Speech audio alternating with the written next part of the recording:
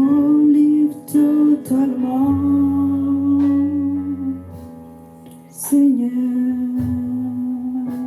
Je me livre totalement. Tu bénis, je me livre totalement, Seigneur.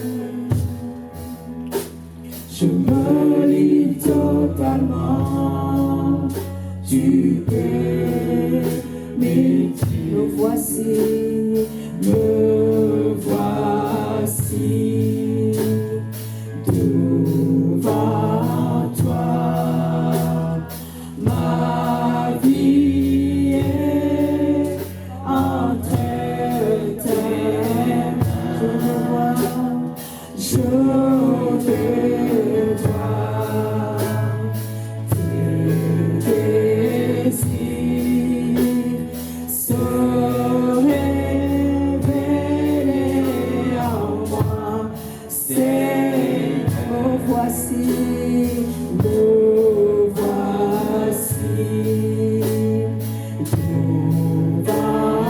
toi. Ma vie est entre tes mains. Je vais voir, Seigneur, je vais voir tes désirs se révéler en moi. C'est me voici, Seigneur, me vois ce matin, Seigneur, devant ma vie est entre tes. Je vais voir, je vais maintenant, Seigneur, tes désirs se révéler en moi. C'est, je me livre totalement, Seigneur. Je me livre totalement. Tu peux m'utiliser. Alléluia. Oh, Alléluia. Seigneur, nous nous livrons nous-mêmes, Seigneur. Personne nous a poussé, nous a obligés à venir dans ta maison, Seigneur. Et je viens de chanter avec ma propre bouche.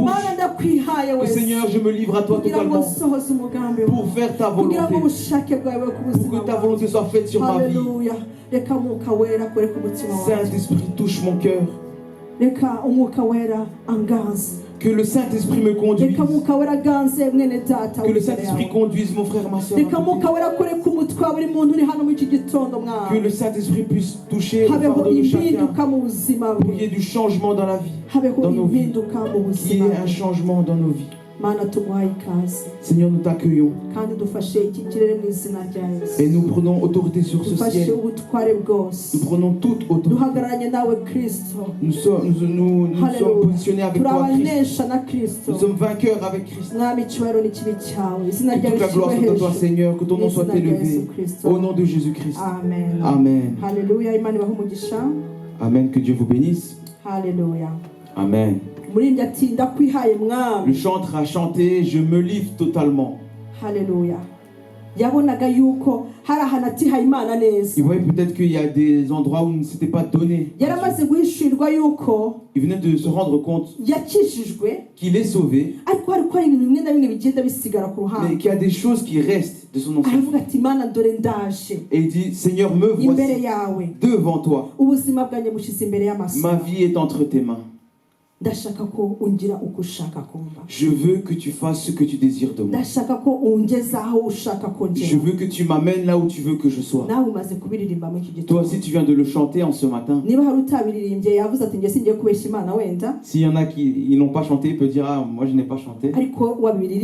Mais toi qui l'as chanté, j'espère que ça venait de ton cœur. ubuzima bwawe. Que tu as pris cette décision de donner ta vie à Dieu. Uyu munsi ndagira ngo twige ku ijambo rivuga ngo cyangwa umutwe w'ijambo uvuga ngo Imana irashaka umuntu ituma. J'aimerais qu'aujourd'hui on puisse s'appuyer sur une parole dont le titre dit Imana irashaka umuntu ituma. Dieu veut quelqu'un envoyé. Wemeye kurwana intambara nziza. Accepte de combattre le bon combat. Wemeye Qui accepte Hallelujah. de combattre le bon Imana combat. irashaka umuntu. Hallelujah. Dieu veut une personne. Muri iki gitondo Imana irimo gushaka umuntu hano mu Bubiligi. En ce matin, Dieu cherche une personne ici en Belgique. Irimo gushaka umuntu ku isi hose. Il cherche quelqu'un dans le monde entier. Nizere ko uwo muntu aza kuba wowe muri iki gitondo. J'espère que cette personne sera toi. Hallelujah.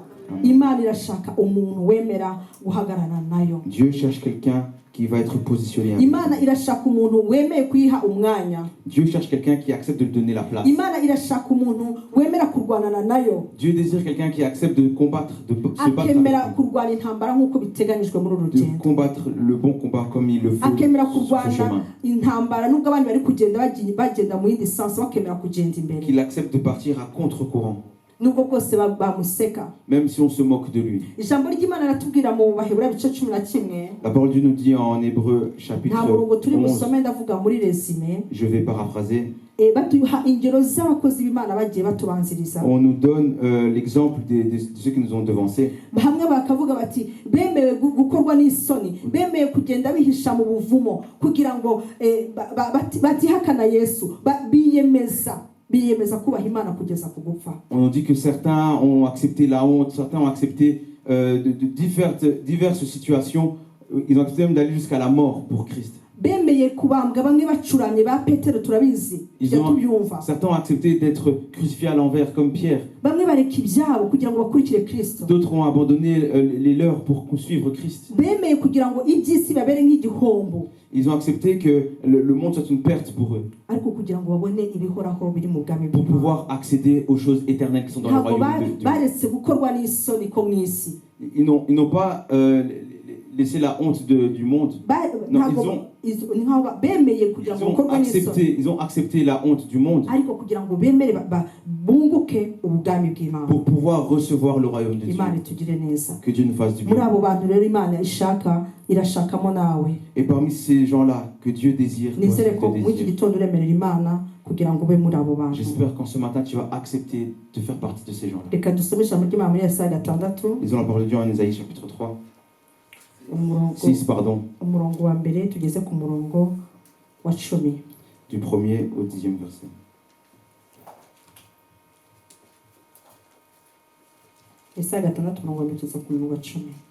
Isaïe chapitre 6 verset 1er verset 10.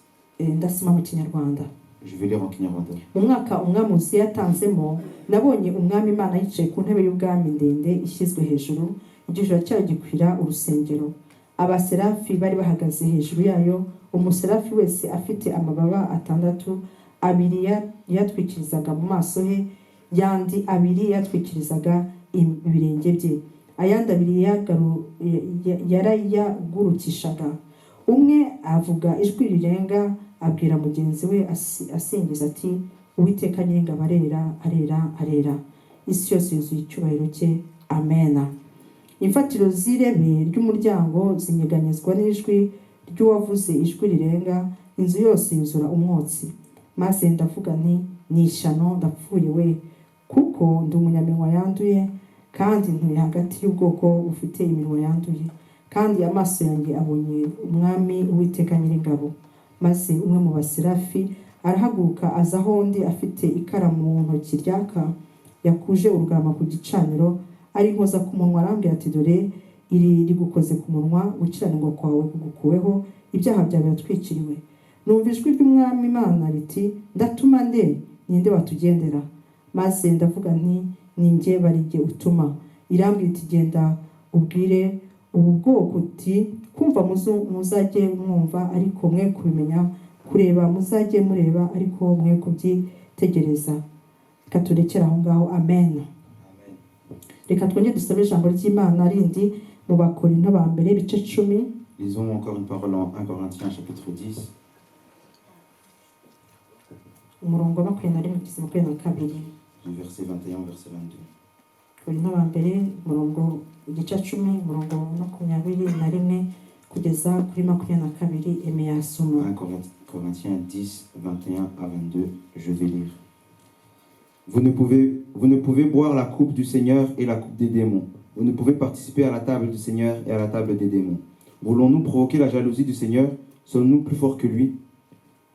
Amen. Que Dieu nous aide.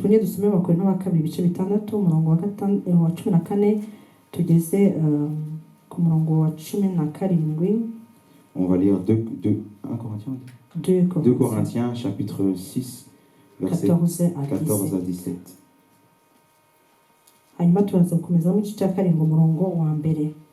Et puis chapitre 7 verset 1er. Nimwifatanya n'abatizera mudahwanye, mbese gukiranuka no gukiranirwa byafatanya bite, cyangwa umucyo n'umwijima byabana bite? Kandi Kristo ahuriye he na Beliyali, cyangwa uwizera n'utizera bafatanya umugabane ki? Mbese urusengero rw'Imana rwahuza rute n'ibishushanyo bisengwa? Ko turi urusengero rw'Imana ihoraho, nk'uko Imana bivuze iti, nzatura muri bo, ngendere muri bo, nzaba Imana yabo n'abazaba ubwoko bwanjye. Nuko muve hagati y'abandi, mwitandukanye ni Uwiteka avuga. Kandi ntimugakore ku kintu gihumanye, nanjye nzabakira. 18 naho twasome. Kandi nzababera so, namwe muzambere abahungu n'abakobwa, ni Uwiteka ushobora byose avuga. Ibice 7 nuko bakundwa, ubwo dufite ibyo byasezeranyijwe, twiyezeho imyanda yose y'umubiri n'umutima, tugende twijesha rwose kubana n'Imana. Amen. Amen. Turasoma irindi jambo tugomba kurisoma, sibyo? Nous devons lire la parole, encore lire une parole. Yohana 14. Jean chapitre 14. 23 kugeza 24. Aime asome. 23 24. Yohana 14. Jean 14. 23 kugeza 24. Verset 23 au verset 24. Jésus lui répondit, si quelqu'un m'aime, il gardera ma parole et mon Père l'aimera. Nous viendrons à lui et nous ferons notre demeure chez lui.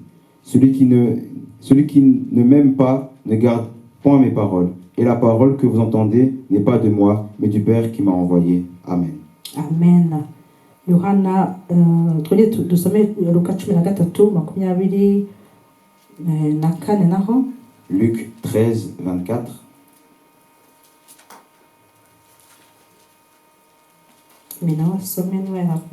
Je vais lire Luc chapitre 13 au verset 24. Efforcez-vous d'entrer par la porte étroite, car je vous le dis, beaucoup chercheront à entrer et ne le pourront pas. Que Dieu nous fasse du bien. La parole par laquelle nous avons commencé en Ésaïe nous rappelle l'histoire d'Ésaïe. Ésaïe était un serviteur de Dieu. Ésaïe était dans le temple. Ésaïe était prophète. Mais après avoir vu la gloire de Dieu, après que Dieu se soit révélé à lui, après avoir entendu les séraphins en train de louer le Seigneur, il a saisi que Dieu était un Dieu puissant. Il a saisi que la manière dont il voyait Dieu, ce n'est pas la manière dont il est.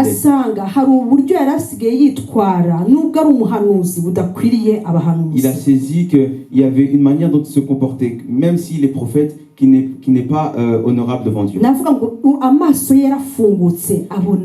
Je dirais que ses yeux se sont ouverts et qu'il a vu la gloire de Dieu. Toi aussi, que tes yeux s'ouvrent et que tu puisses voir Dieu. Que ton cœur puisse de nouveau comprendre qui est Dieu. Après avoir vu la gloire de Dieu, il a dit, malheur à moi, car j'ai les lèvres impures. Il a eu la grâce d'avoir la révélation que ses lèvres sont impures. Il s'est rendu compte qu'il commençait à parler avec les moqueurs. Il s'est rendu compte qu'il commençait à dire des choses qu'il ne devrait pas dire. Il s'est rendu compte qu'il n'était plus ce serviteur de Dieu qui garde le secret. Et il a dit, j'ai les lèvres impures. Mes yeux ont vu le roi, le Dieu des armées. Que Dieu nous fasse du bien. Alors frères et twebwe sœurs, twamenye Kristo, nous qui avons connu twe Christ, twamenye Imana. nous qui avons connu Dieu, Imana iduhamagara kubabera nk'uko twabisomye. Dieu nous appelle à être saints comme nous Imana l'avons lu. iduhamagara kuba abantu batandukanye n'abandi. Dieu nous appelle à être mis à part des autres, être différents des autres. Imana iduhamagara kugira ngo tube abantu biyemeje, Dieu nous appelle à être des personnes qui prennent la décision, abantu batari abanebwe, des personnes qui ne sont pas fainéantes. abantu nk'uko ijambo twayisomye muri Luka 13, Comme nous l'avons lu en Luc chapitre 13, wa murongo wa 24, au verset 24. havugaga ngo tugire umwete wo kunyura mu irembo rifunganye. Ce verset nous dit: efforcez-vous d'entrer par la porte étroite. Aba Imana ishaka, wa muntu navugaga Imana iri gushaka, ni umuntu wemeye kugira imbaraga, akagira umwete. La personne dont je parlais que Dieu désire, c'est cette personne qui s'efforce. Nubwo bwose uyu mubiri twambaye udukurira muri sanse mu cyerekezo gitandukanye n'icyo Imana ishaka. Même si ce corps que nous avons nous pousse dans un chemin contraire à celui que Dieu désire. Nubwo bwose iyi si dutuyemo n'ibitugose byose biradukurira kugira ngo tugende aho Imana idashaka. Même si ce monde et tout ce qui nous entoure essaye de nous pousser à aller là où Dieu ne veut pas. Yesu yaravuze ngo tugire umwete bene data. Mais Dieu nous a dit de nous efforcer, de passer par la porte étroite. Car beaucoup ne veulent pas l'emprunter. Et beaucoup de chrétiens désormais ne veulent plus passer par la porte étroite. Ils veulent entrer en Christ avec le monde. Mais ce n'est pas possible. Ils veulent prendre à droite le monde, à gauche Dieu. Mais ce n'est pas possible. C'est être bouillant ou être froid. Si tu es au milieu, c'est que tu appartiens à Satan. Car Dieu n'accepte pas les tièdes. Que Dieu nous fasse du bien. Alors levons-nous, frères et sœurs. À cette époque où beaucoup s'éloignent de Dieu, dans ces temps où peu prennent du temps devant Dieu, beaucoup veulent s'unir avec les gens du monde.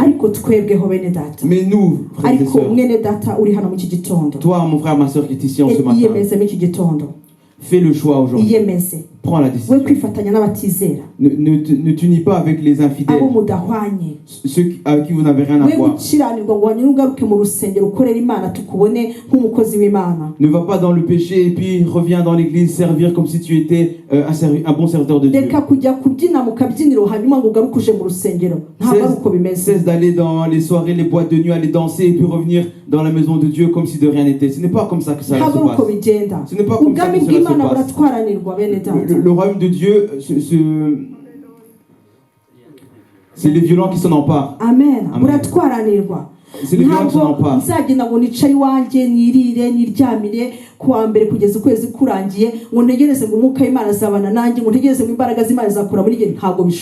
Je ne vais pas aller chez moi, manger, boire, vivre ma vie comme ça lundi au dimanche et croire que le Saint-Esprit va me saisir. Jésus a dit que le chemin était étroit.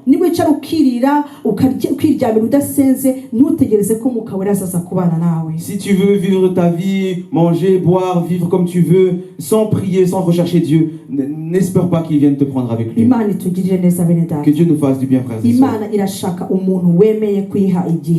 Dieu désire quelqu'un qui lui donne du temps. Dieu désire quelqu'un qui accepte de travailler avec lui. La parole que nous avons lue a dit: si quelqu'un aime Jésus, il va garder ses commandements, sa parole. Et tu ne peux pas garder la parole de Dieu si tu ne prends pas du temps avec lui. Dans ces temps, il y a beaucoup de choses qui nous distraient.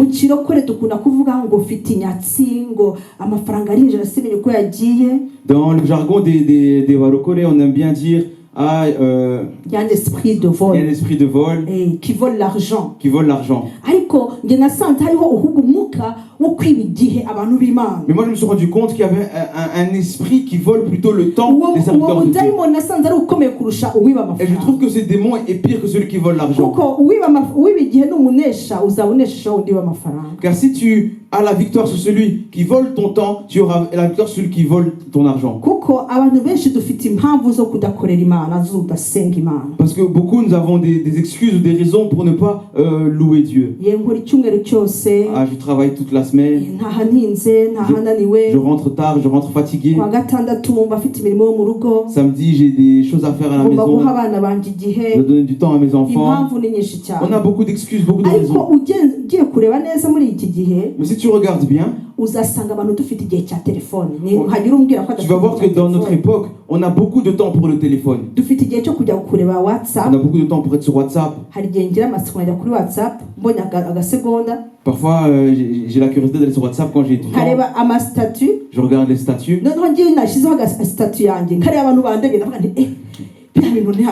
Et quand je mets mon statut à moi, je regarde les gens qui ont regardé mon statut. Et en quelques minutes, je vois comme 40 personnes qui regardent ce que j'ai posté. Quelle que soit l'heure à laquelle j'ai mis un statut, je vois que des dizaines de personnes ont regardé. C'est-à-dire que le téléphone est devenu quelque chose qu'on garde très près de nous. Et c'est devenu un gadget qui nous éloigne de Dieu. Je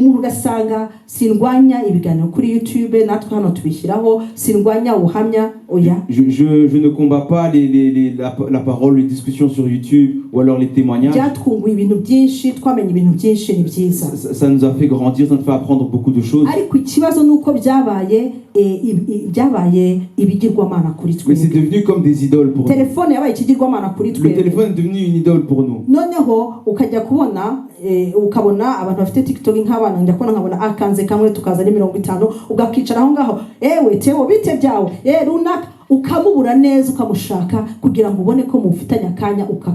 Et pour les plus jeunes qui ont par exemple le TikTok, ils regardent une vidéo et puis ils scrollent et je dis à mon enfant, hey, Théo, tu es où? Il n'est plus là, il est sur TikTok. Il n'est plus là.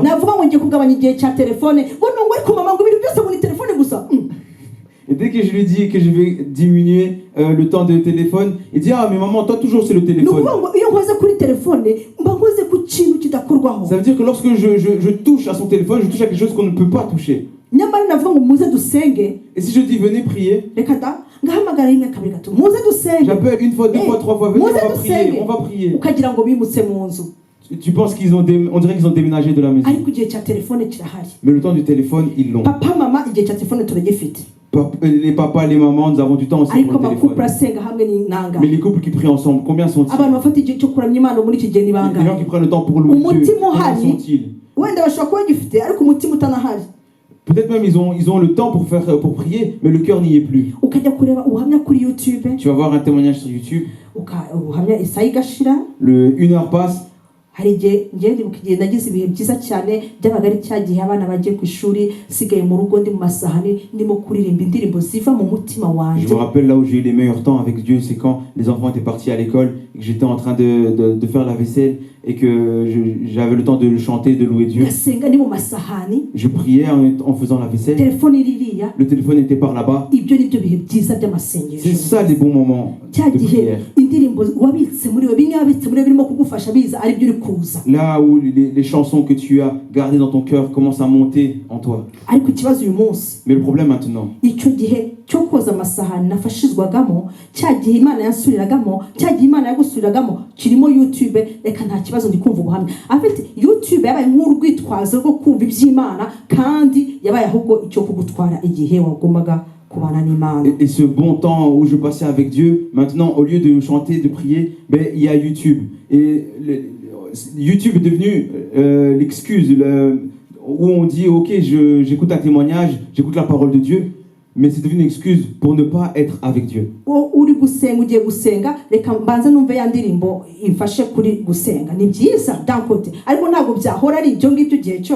dis que tu vas prendre un moment pour prier, tu dis je vais d'abord mettre une musique que j'aime écouter pour prier. Oui, c'est une bonne chose, mais ça ne peut pas être tout le temps. rwose ndimo senga Imana dutabare umwuka wa telefone uwudukureho tubohore mu izina rya Yesu. Moi dans ma prière désormais je demande à Dieu de nous garder de cet esprit du téléphone, d'utiliser le téléphone, qu'on puisse prier réellement. Telefone niho abana bacu ari kurebera amapornographie, niho abana bacu barimo kureba ibyo batagombye kura ku myaka yabo. Imana itugirire neza. Les téléphones, c'est ces appareils sur lesquels nos enfants sont dans la pornographie, regardent des choses qu'ils ne devraient pas regarder. Que Dieu nous garde. Satan est en train de voler le temps et il le vole grâce au téléphone. Une chose que tu as acheté toi-même est en train de voler ta vie. Que Dieu nous aide, qu'on puisse réfléchir à cela.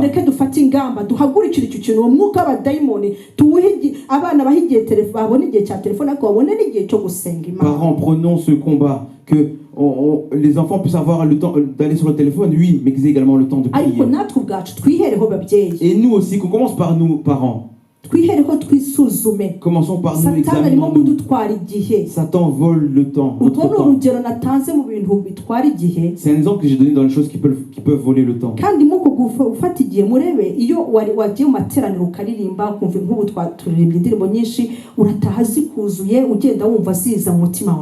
Et dans les choses, je parle de voler le temps. Comme par exemple là, nous sommes ensemble, nous avons chanté, les chants sont dans nos cœurs. Lorsque tu vas partir, ils seront encore dans ton cœur, tu voudras encore les chanter. Et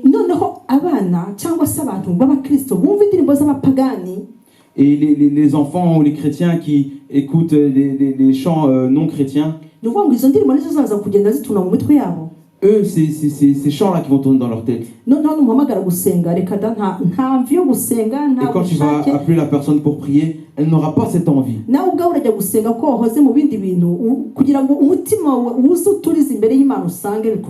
Et toi aussi, pour prier, comme tu as mis tes pensées dans d'autres choses, tu auras du mal à te recentrer pour prier. Que Dieu nous fasse bien. Jésus désire qu'on lui donne du temps. Tu ne peux pas dire que tu l'aimes si tu ne donnes pas de temps. Nous tous, nous savons que quelqu'un que nous aimons, nous lui donnons du temps. Alors que Jésus nous aide pour que nous puissions nous efforcer, qu'on puisse assujettir nos corps.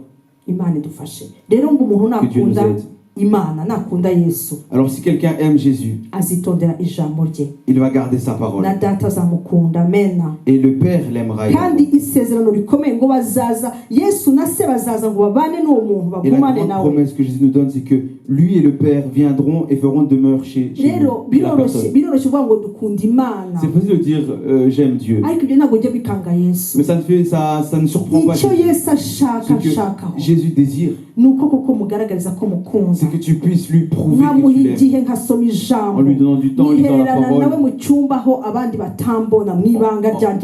En consacrant du temps à Jésus, seul avec lui, en secret avec lui. En l'adorant, en le priant.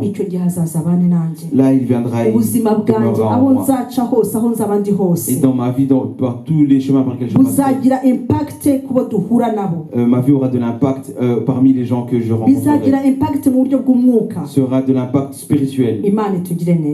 Que Dieu nous fasse bien. Celui qui n'aime pas Jésus, il ne garde pas sa parole.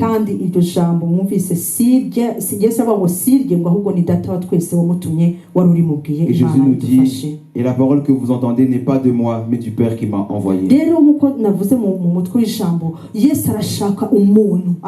Comme je disais, le titre qui disait que Dieu recherche une personne. Jésus recherche une personne qui va marcher avec lui. Une personne qui est honnête en elle. Quelqu'un qui n'est pas hypocrite. Parce que parfois nous disons que nous marchons avec Dieu alors que ce n'est pas le cas. On se rend compte que nous nous mentons à nous-mêmes. Alors que Dieu nous aide. Ici, Ésaïe, il a vu qu'il était loin de Dieu. Alors il s'est repenti, il s'est humilié devant Dieu. Et après s'être purifié devant Dieu, il a entendu la voix qui lui disait, qui enverrai-je, qui marchera pour nous? Et toi aussi, tu entends la parole qui te dit je veux t'envoyer. Est-ce que tu vas accepter d'être envoyé? ushobora imana ishobora guhamagara iguhamagariye umuhamagaro runaka ishobora no guhamagara ishaka juste ko ubana nayo uyegera. Dieu peut t'appeler pour une mission, mais il peut également t'appeler pour que juste tu puisses passer du temps avec lui, être proche de lui. Jewe message yo munsi no kugira ngo ese uremera guha Yesu umwanya. Moi, le message que j'ai pour toi aujourd'hui, c'est vas-tu accepter de donner à Jésus du temps? Uremera gukorana n'Imana. Vas-tu accepter de travailler avec Dieu quand tu es à ton boulot, lorsque tu es à la maison, lorsque tu conduis ta voiture? Jésus désire quelqu'un qui est en esprit même lorsqu'il conduit sa voiture. Jésus désire quelqu'un qui, lorsqu'il est au boulot, il est en esprit. Est-ce que tu acceptes d'être cette personne? Est-ce que tu acceptes de combattre le bon combat? Le bon combat de la foi. Que Dieu nous fasse bien. Si tu es là et que tu désires qu'on prie pour toi, si tu es là et que tu veux te séparer du monde, tu sentais que tu n'avais plus de force, mais tu sens que tu veux prendre la décision ce matin, alors lève-toi qu'on prie. Et Jésus va t'aider. Jésus s'apprête à te faire du bien. Que Dieu nous aide. Kristo n'imbaraga zawe fata ubugingo aguhaye ngo buguheshe ibyishimo. Le bon combat. Fata ubugingo aguhaye prends-la qui te donne pour que tu puisses te réjouir. Celui qui désire qu'on prie pour lui, ne se manifester. Celui qui veut avoir le zèle, celui qui veut donner plus de temps à Jésus, elle peut se mettre debout pour qu'on prie. Et Dieu s'apprête à te faire du bien. Que le pasteur puisse s'avancer et qu'il puisse prier pour les frères et sœurs. Change mon cœur, Seigneur, et purifie-moi. Change mon cœur, Seigneur, que je sois comme toi. Si tu es ici Satani akaba yaragutwaye igihe et que Satan t'a volé ton temps, igihe cyinshi ukaba utagira Imana, souvent tu n'arrives pas à donner du temps à Dieu. kandi ijambo ry'Imana riratubwira ngo Alors que la parole de Dieu nous dit, mubanze mushake ubwami bw'Imana, cherchez premièrement le royaume des cieux gukiranuka kwayo, et sa justice, ibindi byose muzabyongera. et toutes choses seront données par-dessus. Wahaguruka nawe Si tugasenga. tu peux te mettre debout, on va prier. Mana ishobora byose, Dieu Tout-Puissant, turagushimiye ijambo te ryawe. remercions pour ta parole. Mana urashaka umuntu utuma, Seigneur, tu désires quelqu'un à envoyer. ariko uwo muntu Mais cette personne, ni wa muntu uri c'est disponible, cette personne qui est disponible, umuntu uguha igihe, cette personne qui te donne du temps, umuntu utinjiza iby'isi mu itorero, une personne qui n'amène pas les choses du monde dans umuntu l'église, witandukanije n'ab'isi, une personne qui s'est séparée des gens du monde, umuntu uticarana n'abakobanyi, une personne qui ne s'assoit pas avec les moqueurs, umuntu utunganijwe rwose une personne qui est réellement sainte, nk'uko watunganije Yesaya, qui est vraiment purifiée comme tu as purifié Esaïe, ugakoza ikara ku munwa wiwe. en posant un charbon sur sa bouche, Mana sur ses lèvres. umuntu wese wahagurutse Seigneur, chaque personne qui s'est levée, que tu puisses la pardonner kandi umwongerera et imbaraga, que tu puisses la fortifier maze ahinduke rwose, et qu'elle soit transformée, abone igihe cyo gusenga, qu'elle puisse avoir le temps pour prier, igihe cyo gusoma ijambo du ryawe, temps pour lire ta parole, igihe cyo kuza mu rusengero, du temps pour venir à igihe l'église, cyo kubana nawe du temps pour no kugukorera. être consacré à toi et te servir. Mu izina rya Yesu tubisabye, Au nom de Jésus, nous le prions. amen. Amen. Reka duhaguruke twese. Mettons-nous tous debout à présent. Mana ishobora byose, Dieu Tout-Puissant, turagushimiye ko wabanye natwe, te remercions parce que tu as été avec nous. tugushimiye ijambo ryawe tumaze kumva. Merci pour ta parole que nous venons d'écouter. Umuja wawe tumusabiye umugisha, Ta servante nous la ujye bénisse. uhora umuhaye ibyo kugaburira itorero ryawe. Donne-lui toujours de quoi partager à son Tusabiye église. umugisha watuyoboye, Nous bénissons également celui qui nous a officié. nawe Mana umwambike imbaraga, ujye uhora umuha ubushobozi bwo kuyobora abantu bawe. Seigneur, donne-lui la force, donne-lui toujours la capacité d'officier. Tugushimiye abaririmbye, Nous te remercions pour ceux qui ont chanté. ubahe umugisha, Bénis-les. abasobanuye, Ceux qui ont interprété. abakoze protokole, Ceux qui ont servi dans le protocole. abafashe amafoto na video, Ceux qui sont occupés du multimédia. mwami umuntu wese wagize icyo akora mu nzu yawe Seigneur, chaque personne qui a œuvré dans ton église, tumusabiye nous umugisha la bénissons. dusabiye umugisha abarimu muri Nous ekodi bénissons les moniteurs d'Ecodim. mana nsabiye umugisha abashyitsi batugendereye Seigneur, je bénis les visiteurs qui nous ont rendu visite. kuba bafashe umwanya bakaza muri iyi nzu yawe Du fait qu'ils aient pris leur temps pour venir dans ta maison, kubana natwe pour demeurer avec nous. ubahe ibyo amayero adashobora kugura Pour cela, donne-leur ce que l'argent ne peut pas le donner. ubahe leur umugisha donner. ufatika ugaragara Donne-leur une bénédiction qui est visible. kandi ujye uhora ubibibukira Et rappelle-toi toujours d'eux. sabiye umugisha umuntu wese rero uri hano Je bénis donc chaque personne qui est ici. ubwo tugiye gutandukana Maintenant que nous allons nous séparer, gendana n'itorero ryawe va avec ton église. utugeze mu ngo zacu amahoro Qu'on puisse arriver dans nos foyers en paix. tuzongere guhura dushima izina ryawe Et que lorsque nous nous reverrons, nous puissions louer ton ni nom. ku bwa yesu umukiza wacu C'est par tubisaba Jésus notre Seigneur, notre Sauveur que nous prions. amen Amen. mugendane umugisha w'imana Allez dans la bénédiction du Seigneur. tuzongera guhura kwa gatatu Nous nous reverrons mercredi saa 12:00 mu masengesho à 18h durant les prières. no kwa gatanu Et vendredi saa 2:00 z'ijoro mu masengesho n'ubundi à 20h pour la prière également. abajene ntimwibagirwe Les jeunes, n'oubliez pas, ejo ni igiterane demain c'est le camp. amen Amen.